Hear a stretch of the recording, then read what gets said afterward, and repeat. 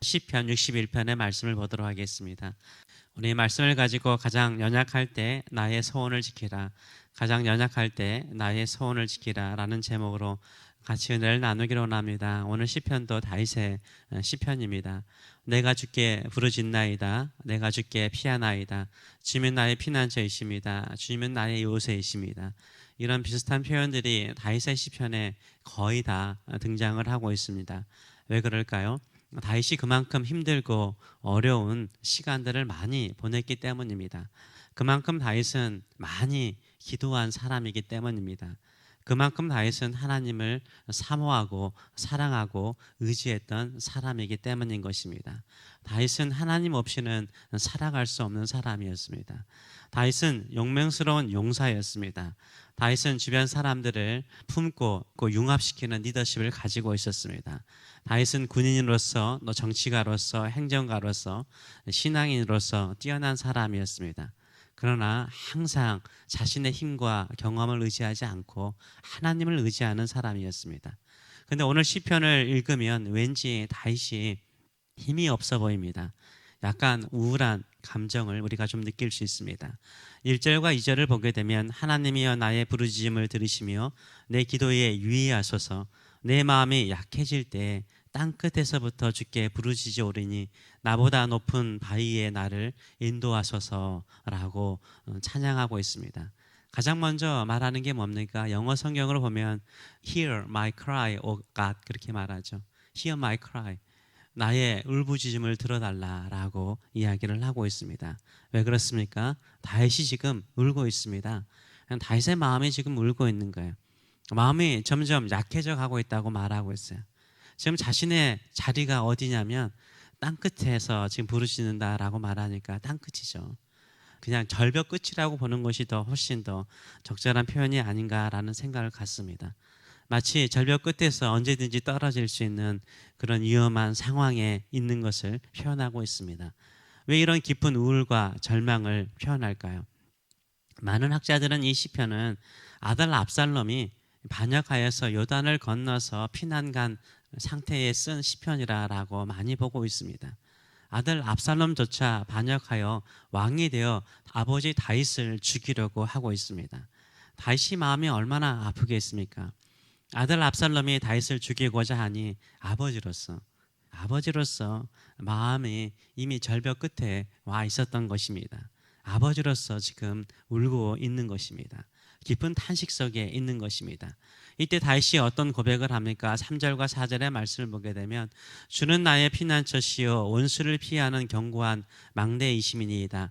내가 영원히 주의 장막에 머물며 내가 주의 날개 아래 피하리이다 라고 이야기를 하고 있습니다.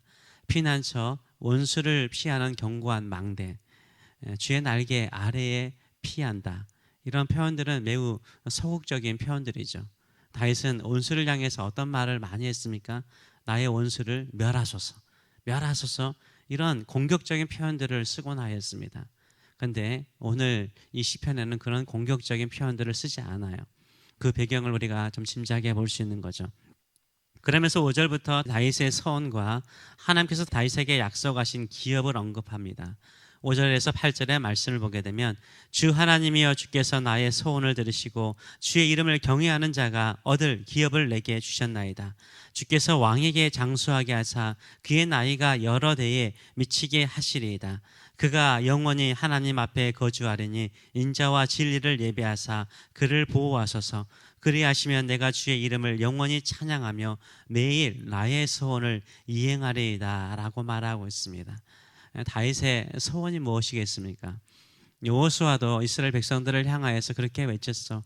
나와 내 집은 여호와 하나님만을 섬기겠다라고 말했습니다. 다윗의 소원은 뭡니까? 나와 나의 집안, 나의 후손들은 영원토록 하나님만을 사랑하고 하나님을 섬기겠다라는 소원이죠. 우리의 소원도 무엇이겠습니까? 우리의 믿음의 결단도 무엇이겠습니까? 하나님만을 의지하고 하나님만을 섬기는 것입니다. 다윗의 이런 서원에 대해서 하나님께서 영원한 기업을 주신다라고 약속하셨어요. 다윗의 후손들은요, 다윗이 결단한 대로 하나님을 경외하는 자들이에요. 다윗의 후손들이 하나님을 경외하는 자들이 되도록 다윗은 기도하였고 그것이 다윗의 마음이었습니다. 7절의 표현처럼 영원 하나님의 집에 영원히 거주하는 것, 마치 그 집에 사는 것처럼 하나님을 섬기고 하나님을 바라보고 의지하는 것, 그게 바로 다윗이 원하는 것이었어요. 근데 그런 서원에 대해서 하나님께서는 약속을 주신 거죠. 여기서 다윗이 이미 왕인데 왕을 보호하여 주시고 또 여러 대에 미치게 해달라고 기도하는 것은 그에게 하나님께서 약속하신 그 후손들, 그 자녀들이 또 하나님을 경외하면 경외할수록 하나님께서 인자와 진리로 진실함으로 돌보도록 보호하시도록 기도하고 있습니다. 이것을 지켜달라고 말하고 있어요. 그러니까 뭡니까? 약간 유언적인 이런 시편이라는 것을 알 수 있습니다. 압살롬의 반역으로 나라가 두 개로 쪼그라졌습니다. 압살롬을 따르는 백성들은 훨씬 많습니다. 다윗은 초라하게 도망가는 왕이 되어버렸습니다. 이에 다윗은 무슨 기도를 합니까? 나는 주의 이름을 영원토록 찬양하며 주께 서원한 약속들을 지켜나가겠습니다 라고 말하고 있습니다. 이제 내 자녀나 후손 가운데 주의 이름을 경외하는 자가 있다면 그를 왕으로 세우시고 그를 주의 인자와 진실함으로 보호해달라고 간절하게 기도하고 있습니다. 다윗의 인생을 보게 되면 다윗이 갑자기 확 늙어가 버립니다. 언제 이후죠? 압살롬의 반역 이후에요. 그때 확 늙어가는 느낌이 구약 성경을 읽으면 느낄 수 있습니다. 힘이 나지 않을 때가 있죠. 자식과의 갈등이 있을 때 부모로서 가장 아픈 것 같아요. 힘이 없고 또 절벽 끝에 있을 때 다윗은 어떤 결단을 합니까? 자기의 소원을 생각합니다. 나는 하나님을 끝까지 섬기고 하나님만을 바라보고 살겠다. 그러면 하나님께서 이런 집안 안에 일어나는 수많은 혼란스러운 상황 속에서도 하나님을 경외하는 후손들을 주실 것이고 자녀들을 두실 것이고 그들을 하나님의 뜻을 이루는 하나님을 기쁘게 하는 자녀로 기업으로 이어가실 것이라는 그런 소망을 가지고 사는 것을 보여주고 있습니다. 혹시나 우리가 마음이 약해집니까? 힘들어집니까? 인생의 끝을 보고 있습니까? 끝까지 이 8절의 말씀처럼 매일 나의 소원을 지키겠습니다. 나는 하나님만을 의지하겠습니다. 하나님만을 바라보겠습니다. 하나님을 나의 피난처로 삼겠습니다. 주의 장막에 피하는 자가 되게 하여 주소서. 이런 심령으로 나가시는 저와 여러분 되시길 축원합니다. 하나님은 하나님을 경외하는 자, 하나님을 섬기는 자에게 기업을 주십니다. 그 약속을 반드시 지키는 줄 믿습니다. 이 소망을 가지고 살아가시는 저와 여러분 되시길 축원합니다. 기도하겠습니다.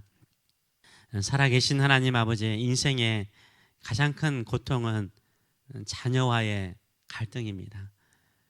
부모로서 얼마나 많은 아픔이 있겠습니까? 심지어 압살롬은 다윗을 죽이려고 하였습니다.